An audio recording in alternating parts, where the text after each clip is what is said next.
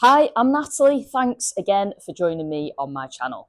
I'm here at Hertford Driving Range, lovely driving range if you're ever in the area. And today's video is all about stability for your golf swing, or how to create a photo finish. So if you're a golfer that sees yourself falling over after you've hit a shot, and this is something very common that we see all the way down the driving range here, I'm going to show you exactly why this may be happening and give you a couple of drills and exercises you can do to try and improve this. So when you're practicing and when you're playing out on the golf course, if you find yourself unable to hold your balance or unable to hold your finish position, so typically hitting a shot, if I face towards the camera here, I'm going to take my backswing, hit the shot and then fall over forwards in this position, or for some players, spinning out a lot through this left foot and then falling forwards with momentum of the golf swing. There's typically a couple of reasons why this happens. And all these reasons will be very individualistic from player to player. So it's not to say that you got all of these issues. It may be one, it may be neither. But the most common ones that I typically see with golfers tend to be a lack of ankle mobility or stability and a lack of lead hip mobility. And both of these things have to work together in the golf swing in order for you to clear this lead hip effectively. So what I'm talking about is, if I face you here and take my normal swing, I'm holding a 9-iron. When I make my backswing here and I rotate into my right hip, I need to be able to rotate through this lead hip here for the club to come in on path, make contact, and then at this point momentum would carry me through. I'd still be turning through this lead hip, releasing, rotating through to this position here, and hopefully being able to hold my finish and watch it ping down the fairway. Now, in order for me to rotate this lead hip, I obviously need good mobility at this joint here, but I also need good mobility through the ankle for the hip to work effectively.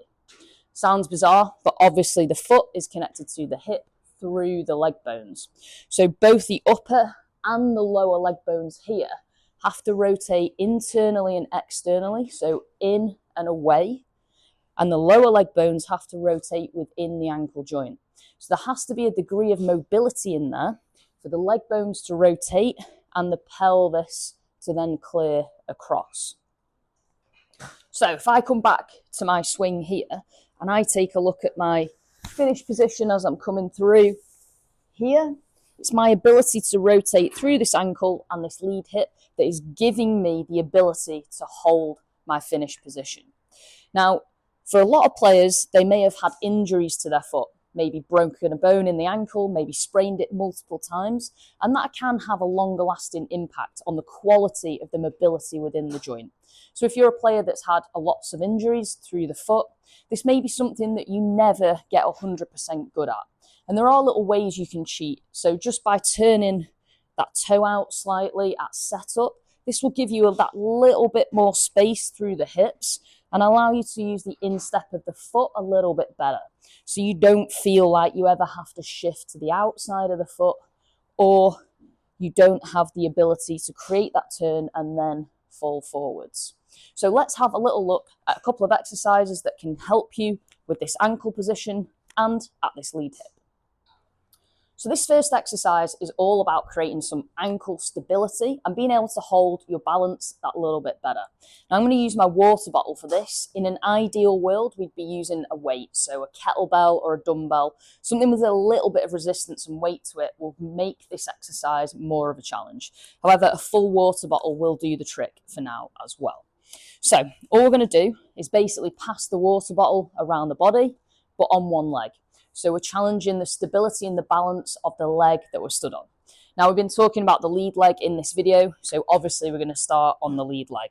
So I'm going to stand on one leg and one foot hovering out in front of me, ideally with the toes up so that we've got the leg feeling a little bit heavier, this one here that's in the air. Now I've got quite spongy shoes on, running shoes as opposed to golf shoes, which is not really ideal. That's making it a little bit harder here for me to feel the sensation of the ground. So if you're at home, you might want to take your shoes off and let your foot make contact with the ground, feel the pressure and feel what's working. Because I'm out here on the range and it's freezing, I'm definitely not taking my shoes off. So standing on the lead leg, opposite leg up in the air, toes up. Now just taking my water bottle, I'm going to pass it around my body as slowly as possible. So making a wide circle and trying to keep my body here nice and tall. So I haven't sunk into this leg. I'm keeping myself propped upright, nice and tall. Now I can feel my foot moving through the instep, through the out of my foot, where it's rocking out of my foot, outside of my foot, where I'm rocking in terms of my body weight. So my body is trying to keep me centralized. My foot and my ankle here are working really hard as there's an element of rotation going around my body. We can then reverse and start to go anti-clockwise all the way around the body, keeping as much width as possible. Now, if this was a kettlebell, this exercise would be much more challenging because there'd be an element of weight there. It would be pulling you laterally a lot more than just a water bottle would. So to progress this, if you don't have a weight, what we can do is get comfortable at this movement, get good at it, and then start to close the eyes. Now this is a real challenge. I can feel myself wanting to fall over straight away.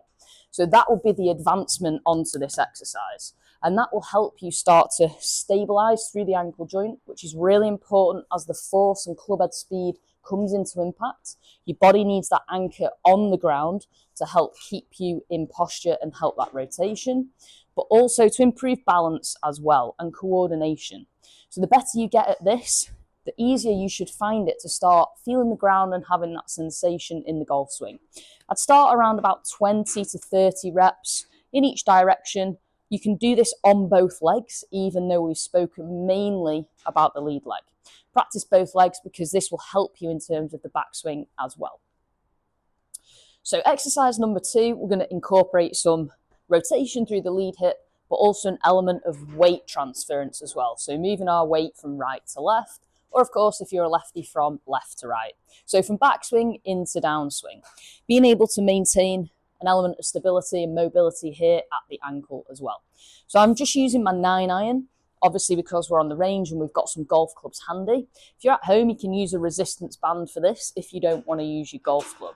So all I want to do with this drill is basically shift my weight from right to left, rotating and ensuring that as I rotate, I'm not falling forwards and falling over.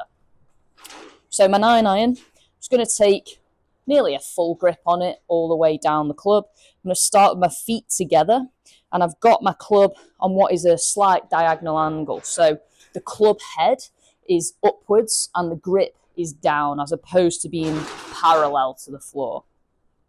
So from here, I'm going to step across into what feels a bit like a lateral lunge, so a slight bend forwards of the knee and a slight pushing back of the hip. As I do that, I will chop and rotate into a nearly follow-through finish position, keeping the club up here and not allowing my weight to fall forwards and my balance go. So as one motion, it looks like this. I'm starting from a backswing position, slight diagonal, step and lunge, and rotate through with a little bit of speed. Being able to catch the weight here, so we're finishing on that loaded lead leg position and strong here through that lead foot. So to see a couple of reps, I'm going to step across, chop and rotate up, making sure that I've rotated here through the hips as you naturally would, creating that full follow-through position. So step, chop, hold that balance.